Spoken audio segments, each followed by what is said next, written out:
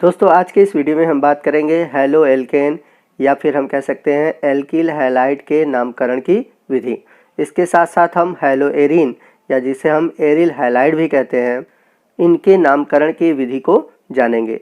तो कुल मिलाकर आज का वीडियो आपके लिए मोस्ट इम्पॉर्टेंट होने वाला है, क्योंकि आज के इस वीडियो में मैं आपको बताऊंगा कि कैसे हम एल्किल हैलाइड और हैलो एरीन का नामकरण करेंगे। तो आइए वीडियो की शुरुआत करते हैं। तो जैसा कि हम सभी जानते हैं कि कार्बनिक यौगिकों के नामकरण की दो विधियां हैं। पहला है सामान्य नाम, जिसे इंग्लिश में बोलते हैं कॉमन नेम, और दूसरा है आईपीएससी नेम।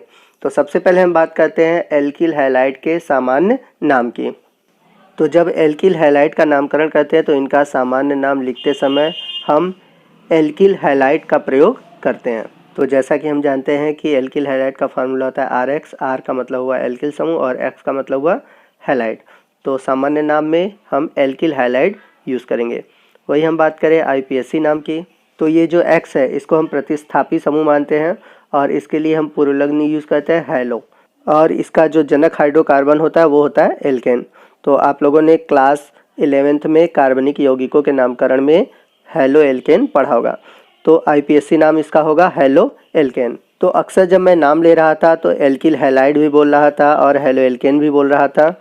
तो आपको यहाँ पर क्लियर हो गया होगा कि सामान्य नाम में हम इसे एल्किल हैलाइड लेते हैं और आईपीएससी नाम में इसे हम हैलो एल्केन कहते हैं। वहीं हम बात करें हैलो एरीन की, तो हैलो एरीन का भी आईपीएससी नाम क्या होगा, हैलो एरीन होगा। तो कैसे होगा, आइए हम एग्जाम्पल के थ्रू समझते हैं। तो नीचे एक एल्किल हैलाइड दिया गया है CH3CH2CH2Br। आइए देखते हैं कि इसका सामान्य नाम क्या होगा। तो नीचे आप देख रहे हैं कार्बन की संख्या 1, 2, 3, यानी कि मेथिल, एथिल और प्रोपिल। 3 कार्बन है तो प्रोपिल होगा। और यहाँ पर हैलाइड समूह क्या है, ब्रोमीन है, तो इसका नाम होगा ब्रोमाइड, यानी कि अगर हम पूरा नाम इसका देखें तो होगा प्रोपिल ब्रोमाइड। क्योंकि सबसे पहले हम फार्मूले में देखेंगे एल्किल, तो एल्किल का मतलब नंबर ऑफ कार्बन, तो नंबर ऑफ कार्बन 3 है तो प्रोपिल हो गया, और हैलाइड है ब्रोमीन तो हो गया ब्रोमाइड। और हम एक चीज़ और जानते हैं कि जब भी हम सामान्य नाम लिखते हैं तो हम नॉर्मल, आइसो और नियो का प्रयोग करते हैं। तो नॉर्मल का प्रयोग हम कब करते हैं, जब कार्बन की जो श्रृंखला होती है सीधी होती है। तो आप नीचे की ओर जो उदाहरण देख रहे हैं ये तो आपका प्रोपिल ब्रोमाइड तो है ही, परंतु ये एक सीधी श्रृंखला है।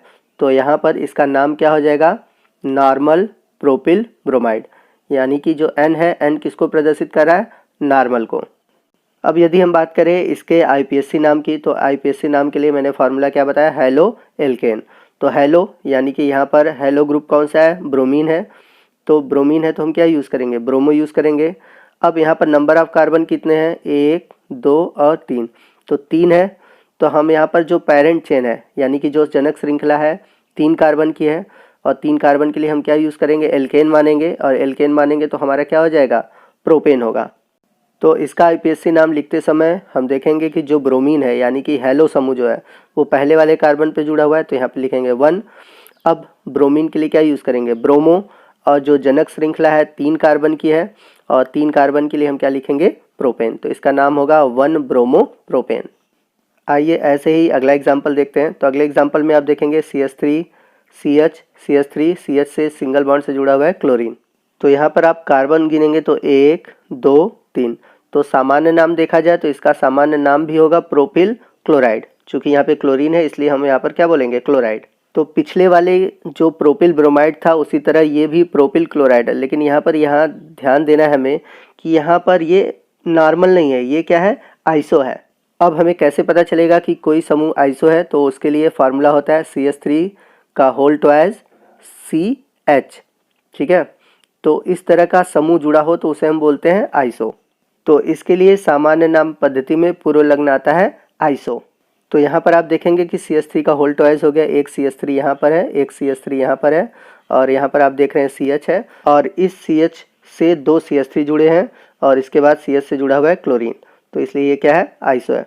तो इसका नाम कैसे होगा, सामान्य नाम कैसे होगा, तो मैंने बताया था कि पूर्वलग्न आइसो लग जाएगा और उसके बाद हम लिखेंगे प्रोपिल क्लोराइड। अब बात करते हैं इसके आईपीएससी नाम की। तो आईपीएससी नाम में हम सभी जानते हैं कि नंबरिंग किधर से भी कर लो, बट यहाँ पर कंडीशन ये रहता है कि क्लोरीन हमें किधर से नज़दीक मिलेगा। तो आप देखेंगे कि चाहे आप इधर से नंबरिंग करें चाहे इधर से नंबरिंग करेंगे, दूसरे नंबर पर आपको क्लोरीन मिलेगा। तो यहाँ पर हम देखेंगे कि टोटल नंबर ऑफ कार्बन 3 है, यानी कि प्रोपेन है और क्लोरीन दूसरे नंबर पे जुड़ा हुआ है, इसलिए लिखेंगे 2 क्लोरोप्रोपेन। तो जैसा कि पिछले वाले एग्जाम्पल में ब्रोमीन पहले वाले कार्बन पे जुड़ा हुआ था तो इसका नाम था 1 ब्रोमोप्रोपेन, लेकिन इस वाले एग्जाम्पल में क्लोरीन जो है दूसरे नंबर पे जुड़ा हुआ है, इसलिए इसका नाम है 2 क्लोरोप्रोपेन। आइए आइसो का एक और एग्जाम्पल देखते हैं। तो यहाँ पर आप देख सकते हैं CH है और इससे निकला हुआ 2 CH3 ग्रुप है। तो आपका जो फार्मूला है मैंने जो आइसो के लिए बताया था CH3 का होल ट्वाइस CH, तो यही फार्मूला ये भी फॉलो कर रहा है। तो ये भी आइसो है। अब टोटल नंबर ऑफ कार्बन आप काउंट कर लीजिए कितने कार्बन है। तो आप देखेंगे इसमें जो कार्बन की संख्या है 1 2 3 4 है। तो 4 है तो क्या हो जाएगा, ब्यूटिल हो जाएगा। अब दूसरा चीज़, इसमें हैलाइड ग्रुप कौन सा है, क्लोरीन है, तो हो जाएगा आइसो ब्यूटिल क्लोराइड। तो आइए चलते हैं इसके IUPAC नाम की। तो क्लोरीन प्रतिस्थापी समूह है, तो ये जिस कार्बन पे जुड़ेगा उसे हम पहला नंबर देंगे, तो ये पहला कार्बन हो गया। ठीक है, ये हमारा नीचे वाला दूसरा कार्बन हो गया और ये आगे तीसरा कार्बन हो गया। ठीक है, तो यहाँ पर हम देखेंगे दूसरे कार्बन पर हमें एक एल्किल समूह यानी कि साइड चेन मिल रहा है मेथिल के रूप में। ठीक है, तो साइड चेन वे चेन कहलाते हैं जो कि जनक श्रृंखला में नहीं आते और हमारा क्लोरीन पहले नंबर पे है। तो जब भी प्रतिस्थापी समूह और साइड चेन होते हैं उनको पहले लिखते हैं। अब दो चीज़ें आ गई यहाँ पर, जो क्लोरीन है अल्फ़ाबेट में C पहले आता है और मेथिल M बाद में आता है। ठीक है, तो क्लोरीन में C पहले आ गया तो इसलिए पहले लिखेंगे हम 1 क्लोरो। अब जो मेथिल समूह है ये दूसरे कार्बन पे जुड़ा हुआ है तो इसके लिए लिखेंगे हम 2 मेथिल। समझ में आई कि नहीं बात यहाँ पर कह रहा है कि जो क्लोरीन है पहले कार्बन पे जुड़ा है इसलिए लिखे 1 क्लोरो, और मेथिल समूह दूसरे कार्बन पे जुड़ा हुआ है इसलिए लिखेंगे 2 मेथिल, और जनक श्रृंखला 3 कार्बन की है तो प्रोपेन, तो इसलिए इसका नाम हो गया 1 क्लोरो 2 मेथिल प्रोपेन। तो यदि आपने क्लास 11th में IUPAC नहीं पढ़ा है तो आप उसे ज़रूर पढ़ लीजिए, तभी आपको ये सभी टॉपिक अच्छे से समझ में आएंगे। आइए टर्सरी का भी एक एग्जाम्पल देखते हैं। तो यहाँ पर आप देख सकते हैं कि ये टर्सरी का एग्जाम्पल है। टर्सरी हमें कैसे पता चलेगा, तो टर्सरी के लिए फार्मूला है CH3 का होल ट्वाइस C, फिर उसके बाद बॉन्डिंग होगी, तो बॉन्डिंग के आगे आप कोई भी समूह जोड़ सकते हैं। ठीक है, तो यहाँ पर आप देख सकते हैं कि इस कार्बन पर 3 CH3 समूह जुड़े हुए हैं, तो ये क्या हो गया, टर्सरी समूह हो गया। अब इसका नामकरण कैसे करेंगे, सामान्य नाम में। तो मैंने बताया था कि सामान्य नाम में टोटल नंबर ऑफ कार्बन को हम काउंट कर लेते हैं। तो यहाँ पर आपके कार्बन कितने हैं, 1 2 3 4, तो 4 है। अब पूर्व लग्न हम क्या लगाएंगे, टर्सरी लगाएंगे, तो इसका नाम होगा टर्सरी ब्यूटिल ब्रोमाइड। वही हम बात करें इसके IUPAC नाम की, तो IUPAC नेमिंग में हम सभी जानते हैं कि जो भी श्रृंखला हो या फिर प्रतिस्थापी समूह उसको कम से कम नंबर मिलना चाहिए और कार्बन की लंबी श्रृंखला होनी चाहिए। तो यहाँ पर देखेंगे कि आप इसको पहला कार्बन, इसको दूसरा कार्बन और इसको तीसरा कार्बन, तो यहाँ पर ब्रोमीन और एक मेथिल समूह आपको दूसरे नंबर पर मिलेंगे। तो IUPAC नेमिंग लिखते समय पहले हम प्रतिस्थापी समूह और साइड चेन को लिखते हैं, और जब पहले लिखते हैं तो अल्फ़ाबेट का ध्यान देते हैं। तो यहाँ पर ब्रोमीन मतलब B से है और मेथिल M से है, तो ब्रोमीन पहले आएगा तो इसलिए लिखेंगे 2 ब्रोमो, फिर उसके बाद 2 मेथिल प्रोपेन, तो इसका IUPAC नेम होगा 2 ब्रोमो 2 मेथिल प्रोपेन। तो अभी तक हम लोगों ने एल्किल हैलाइड या फिर कह सकते हैं हेलो एल्केन के सामान्य नाम और IUPAC नाम के बारे में जाना। नेक्स्ट हम बात करेंगे हेलो एरीन के IUPAC नाम की, और इसके साथ साथ हम इसके कॉमन नेम यानी कि सामान्य नाम को भी जानेंगे। तो पहला एग्जाम्पल लेते हैं। तो जब हैलोजन समूह एक बेंजीन रिंग से जुड़ा होता है तो उसका जो सामान्य नाम होता है और IUPAC नाम होता है वो सेम होता है। तो जैसे यहाँ पर ब्रोमीन है, बेंजीन से जुड़ा है, तो इसका सामान्य नाम ब्रोमोबेंजीन और IUPAC नाम भी ब्रोमोबेंजीन ही होगा। ब्रोमीन की जगह अगर क्लोरीन होता तो क्लोरोबेंजीन, आयोडीन होता तो आयोडोबेंजीन, फ्लोरीन होता तो फ्लोरोबेंजीन, इस तरह से इसका हम नामकरण करते हैं। लेकिन यदि एक से अधिक हैलोजन समूह हो तो वहाँ पर सामान्य नाम में हम प्रयोग करते हैं आर्थो, मेटा और पैरा। तो आर्थो को O से, मेटा को M से और पैरा को P से प्रदर्शित करते हैं। तो यदि बेंजीन रिंग में दो प्रतिस्थापी समूह जुड़े हों तो उनके पोजीशन को दिखाने के लिए हम सामान्य नाम में आर्थो, मेटा और पैरा का उपयोग करते हैं। तो इसके लिए रूल क्या होता है मैं बता देता हूँ। पहला प्रतिस्थापी समूह ऊपर की ओर जुड़ा होना चाहिए जिसको हम पहला नंबर देंगे। अब दूसरे पर जो समूह जुड़ेगा उसको हम बोलेंगे आर्थो, यानी कि आर्थो के लिए फार्मूला होगा 1 2। ठीक है, अगर वही हम बात करें मेटा की तो पहला तो प्रतिस्थापी वो होगा ही, और अगला जो प्रतिस्थापी होगा तीसरे पे जुड़ेगा।